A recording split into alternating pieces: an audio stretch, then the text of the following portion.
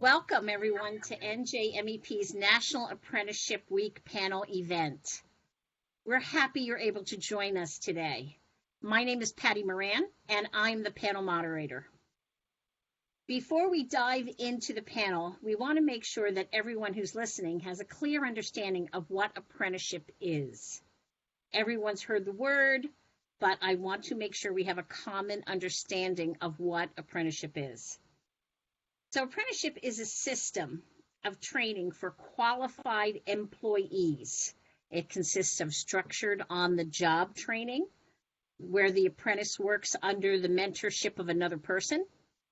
It consists of related technical instruction, what is commonly called RTI, and that the related instruction takes place often either in a classroom or online, and sometimes it takes place at a community college or a vocational technical school, and it complements the work being done by what the apprentice is doing with the employer.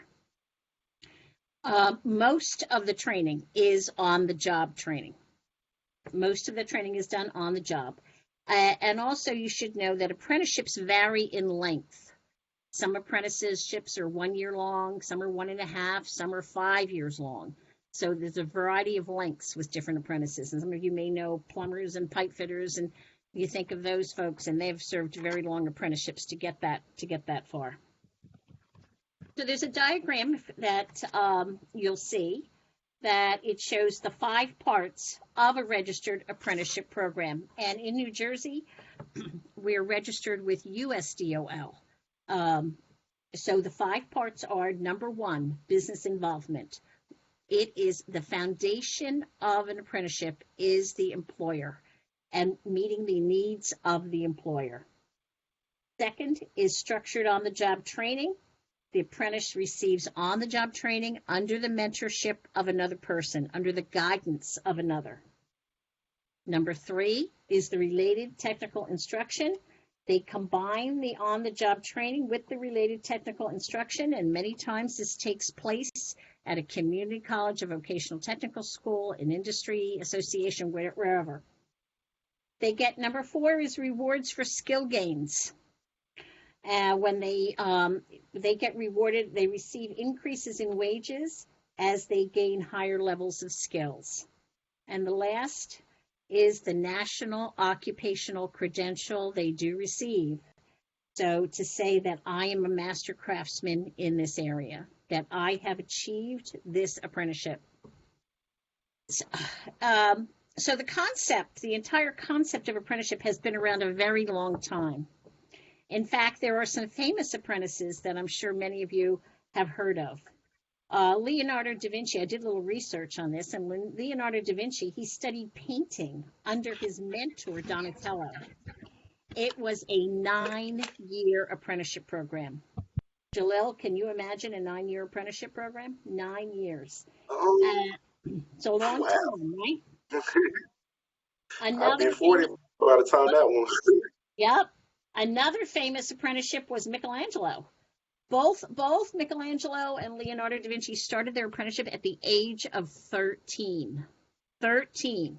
They had very few years of formal education. They went right into apprenticeship at 13.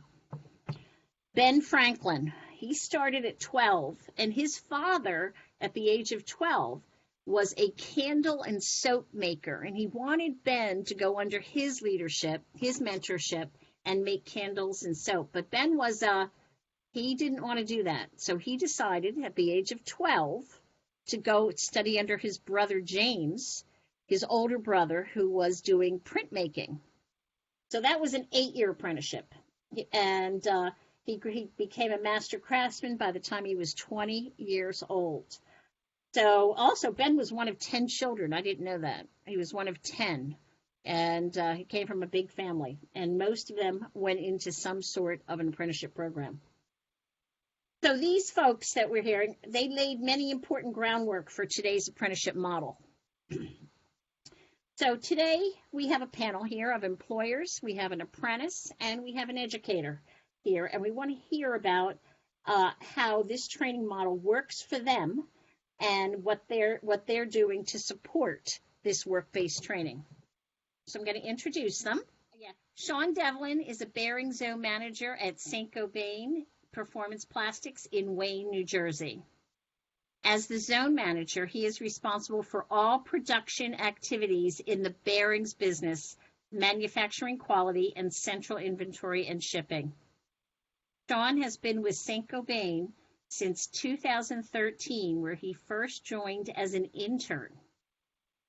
Since that time, he has worked in various engineering and production roles, including a 3-year stint at a siding plant in McPherson, Kansas.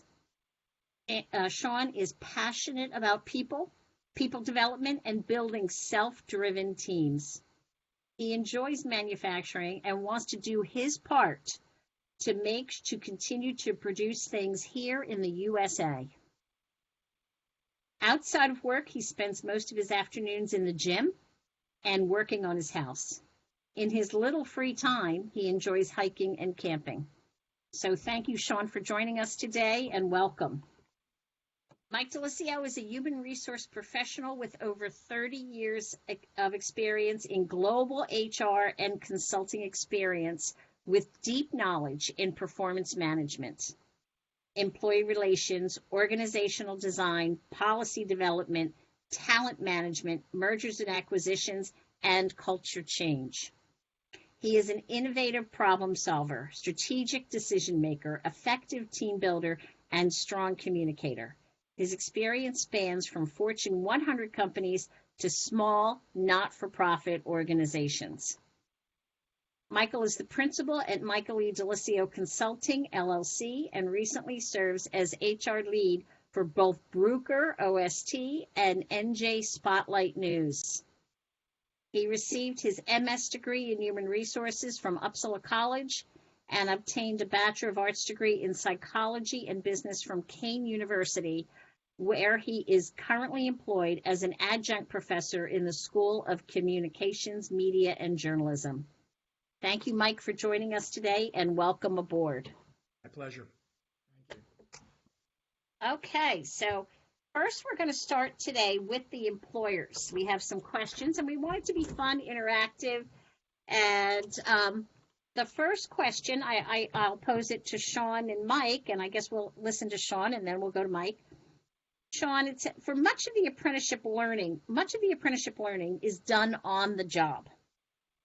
What tricks, tips, or techniques did you utilize to ensure that your apprentice was getting a well-rounded, complete experience on the job? So one of the things that was key for us was to have like a mentor on site here that was working with the apprentice day in and day out.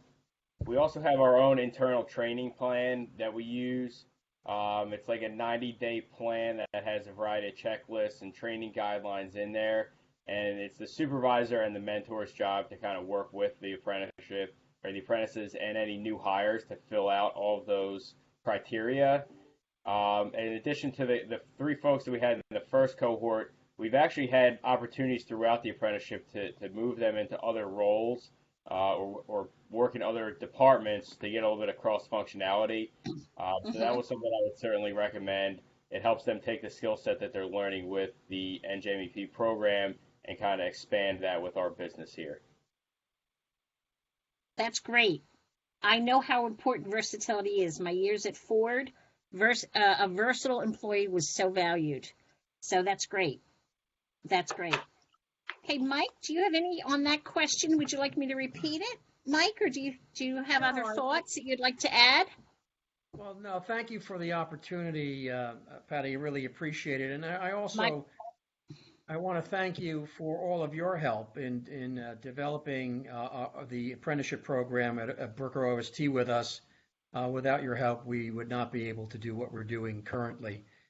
In answer to your question, I think one of the most important things that a farmer does before he or she plants their crops is make sure the land is fertile, right?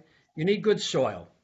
And why am I saying that? Because it's very important to make sure that you have buy-in from senior leadership around the value of an apprenticeship program. So the first thing we did was talk with our president, talk with our production people our leadership team, to let them know that we were thinking about an apprenticeship program and how we might align that with the needs of our business. Mhm. Once that was done, then you have to sort of talk to the people who are going to be ultimately responsible for being mentors. And so the question is, what's in it for them, right? So clearly, they have an extra set of hands, right? And the better they are, the better they train the individuals, the better the individual is in supporting the needs of their business or their operation, right? The other thing is that we talked to our mentors about was the value it gave to them. And clearly, teaching someone put your own process into a sort of a form that you can easily examine then, right? So that's what was in it for us. And so what we did was we created a learning space for our apprenticeships. We actually took some of our cubicles that we had for our administrative staff. We created apprenticeship information zones where there was a computer that they can do their online training with. And the other thing that we did to support what NJMEP training was providing was getting our interns involved, our apprenticeships involved with the day-to-day operations of our business, stretching beyond just being a machine operator, but getting involved with meetings that would talk to the basic operations of the business. Again, it's kind of helped us, and I know there's some other questions that you'll have, but we've certainly used this to our advantage to help retain some talent, and kind of identify folks that we can promote into other roles, be it leads on the floor, more technical positions. We have seen, each one of our apprentices has kind of found like their niche somewhere out here. So that's kind of what we're hoping for with this program. I know we have a fourth in right now that's kind of pulled up with COVID, so hopefully he'll find his way as he finishes the program. Good. Okay, here's the next question, and you actually started linking to it, which is great. And Sean, employers invest a lot in apprentices. It's the investment of not just financial, but there's time, energy, commitment. What value does the apprenticeship bring back to the organization? So the time piece is definitely huge. From just the paperwork side on my end, I'm taking care of a lot of paperwork every month. I know I'm chronically late with that, but I hope that, I know it needs to get done. We're trying to get there on time. But, we have been able to retain talent, like I said, with the last question. So out of our 3 apprentices that went through the first cohort, one has been cross-trained into another area. So hopefully he'll stay over there. It's actually a different business unit we have out here. It's our film extrusion line. So we're training him over there with hope someday that he'll be a lead for either that department or come back into my bearings department and be a lead here. And then the other apprentice we had, Nick Mercado, he's actually been promoted to an engineering technician role. So when we talk about retention, he had actually come to us in the summer with an offer from another company for a Toyota dealership. I think his main background is actually in automotive repair. And it was a pretty good offer. It's not something that we would typically do to match somebody like that. But with everything we've seen from him from the apprenticeship program and the time invested, not to mention the promised raises we've offered to our people when they completed the program, we actually were able to get relatively close. And then there's a loyalty factor Nick had. I mean, I remember when he came to talk to me and his direct supervisor about the opportunity he had at Toyota. He was very, very upset. So to me, it's good that they feel we're contributing time and effort to improve their career and skill set. And on the same side, they kind of feel like they owe us a little bit.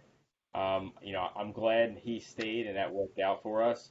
And this is just one more tool we have in our arsenal to try to keep our retention rate high and keep that talent that we've developed for the last 2 to 3 years with him.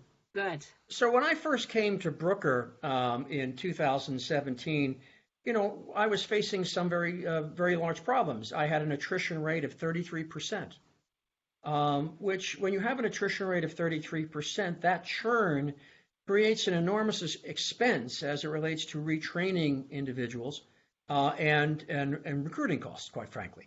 Right. So part of my strategy to reduce that was to increase the capabilities of our existing employees to engage in apprenticeship types of programs, co-op internship programs, in order to elevate the capability levels of our employees.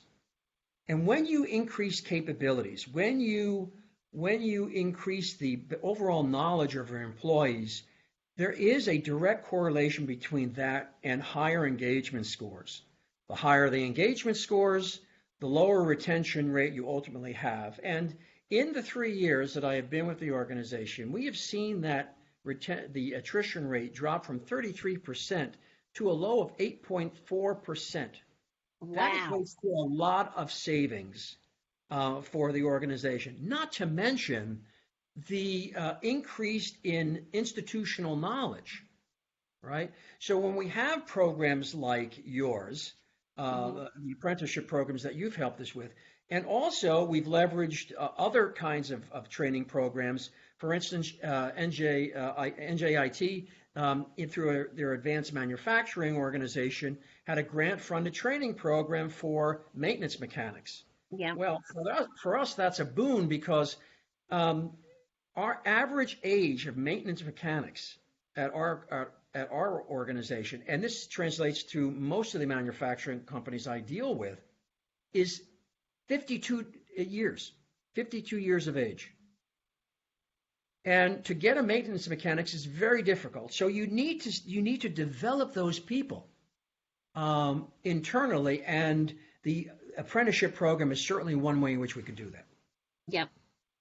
One of the things, Mike, you mentioned, the 52 years old, but I can't tell you how many manufacturers I've been in that have said this to me. They have a tool and die maker that's 81. They have a, oh my goodness, and they just can't fill that skill gap. And, we have machinery. We make superconducting wire. And you've seen that operation. It is some high-tech wire that goes into the manufacturers of MRI units and super colliders, right? And as high-tech as that material is, you've seen that some of our machinery dates back to 1939, right? And so those machines, those manufacturers of that equipment have long since went under. So our maintenance mechanics have to actually manufacture the replacement parts for that machinery in order to keep us running. So those are critical jobs. Yes, they are. Unfortunately, VOTEC institutions are stretched. There's lack of funding, and they're not necessarily teaching those kinds of skills. And we need more of that. Yes. Yeah, the old shop. Steve, Sean, do you see things? Do you see things like that also? I certainly do. In our production area here, we have actually had in the last 5 to 6 years a lot of folks that retire and kind of usher in the new generation of talent. One of the things that I noticed when I first started here is that we had a huge gap. So we would have 50% of our workforce had been here for 25 plus years, and then we had maybe 10% that was between 5 and 25 years, and then another 40% at 2 years and under. So there was clearly a retention issue, but the folks that did stay, stayed for a long time. Their knowledge was fantastic. We've shifted that a little bit, so now we have more in that middle range, and I'm hoping that we continue to keep that group, for the rest of the career. We are starting to see that in other departments now. I mentioned film extrusion, our machine services shop. We have quite a few guys that are getting up there. So that's why I really hope that this program continues to be successful, because there's opportunities all over the place for us to have folks go through this program and help us out. Good.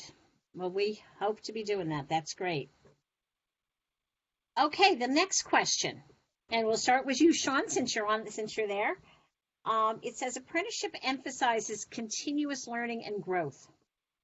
We know that many potential employees are looking for career pathways. We also know that employees are influenced by their fellow employees. Have you used apprenticeship training program to demonstrate how your program invests in their people and attract new potential employees and or motivate existing employees? So I would say we haven't really had the opportunity to demonstrate that, with paper and documentation, things like that.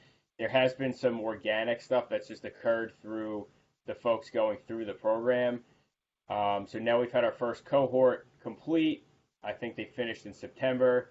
All 3 of those folks have received their increases that we promised them, which for us was a fairly good amount. It would probably take 3 or 4 years of regular standard cost of living to get that type of a bump. So that has kind of gone back to the rest of the folks on the floor. And now the interest in apprenticeship is up way higher than ever was. So I think when I first posted, an interest sheet on our board out here on the floor, I had maybe 5 people sign up. And then since we've given that increase out, I've probably had 5 people come to my office and ask when the next cohort's going to start, because they want to get in on some of that action. So, that's been a good thing. Like I mentioned, the 3 folks that did go through and complete the first one have all been moved into other positions or roles. So, Brian is now working in film extrusion. Nick is working as an engineering technician, and even Lewis has moved from our forming area to our lamination area. So he did receive a bump in the middle of the program for that. So, for us, pay is always important for these guys. If they see opportunities for them to pick up new roles, we'll pay them more money. They have a better, reason to stay here. I think a lot of folks have learned through the last 8 months with COVID that if you have more skills that, help the company out, the chance of you keeping your job is significantly higher. I'm not saying that, this has been a good way to teach that lesson to a lot of people. But I know that there were a few folks that we did furlough for, several months in the middle of this thing. And since we brought them back, they're asking, how can I make myself more valuable to you guys? Because I don't want to be sitting at home out in the cold. Perfect. Those are all great stories. And the fact that they have seen that, you have demonstrated it through your people, which is great. So that's great. And they're interested. They want to know, what more can I do to help? That's wonderful. Mike, what about you? So, like any program, if you want to brand something, you have to put a lot of noise around it. Yeah. And so what we have done is we celebrate these milestone events. And so when our apprenticeships complete the NJMEP training, we make a big deal out of it, right? We have a luncheon where we invite the senior leadership. We'll invite group leaders. We'll invite their colleagues, and we'll celebrate these opportunities. And so it becomes infectious throughout the organization. What does it tell the employees? Well, we are concentrating our efforts on enhancing their skills and abilities, right? We have our own training program that does that on a regular basis, but when we pull people out to give them specialized training, for which, by the way, there's a great return, because we have people that are coming back from training that you provide and saying, hey, we're installing new pumps, and what we learned 2 weeks ago, I'm implementing now, right? And we tell these stories to the rest of the employees, and that generates the buzz, I think, that creates a general and sustained interest in programs like this. Okay. All right. Well, first of all, I want to thank all of you for taking the hour plus out of your time today to serve on this panel. And we've heard I have taken notes as we've gone. I've learned so many good things, and I have other ideas that have spun off of this. And I really appreciate this. I appreciate all of your input. So USDOL was kind enough to send me some facts and figures to let me know apprenticeship continues to grow nationally. Since 2009, apprenticeship has grown by 128%, with 705,000 new apprentices since 2019. And in New Jersey, for the first time in 6 years, we have more than 8,000 apprentices. We currently have 8,252 apprentices, and that information came to me today. So it is growing. I am all about not just apprenticeship, but I call it work-based learning, preparing people for employment, different career pathways that they can enter, getting people onto that road of employment. So I do want to thank the panel, but we started today talking a little bit about famous apprentices, and I talked about Leonardo da Vinci and Ben Franklin, but I cannot forget to mention ELVIS. I'm sitting here with my blue suede shoes on, right? And ELVIS was an apprentice, electrician apprentice, if memory serves me right. So I wanted to end this with a quote from Ben Franklin that I think really sums up learning and connecting learning to the work. And he said, "Tell me and I forget. Teach me and I remember. But involve me and I learn."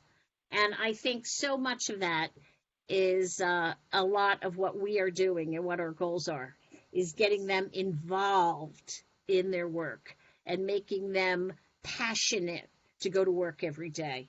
So I thank you again, the panel. I really appreciate it. And I hope all our listeners are enjoying the National Apprenticeship Week festivities.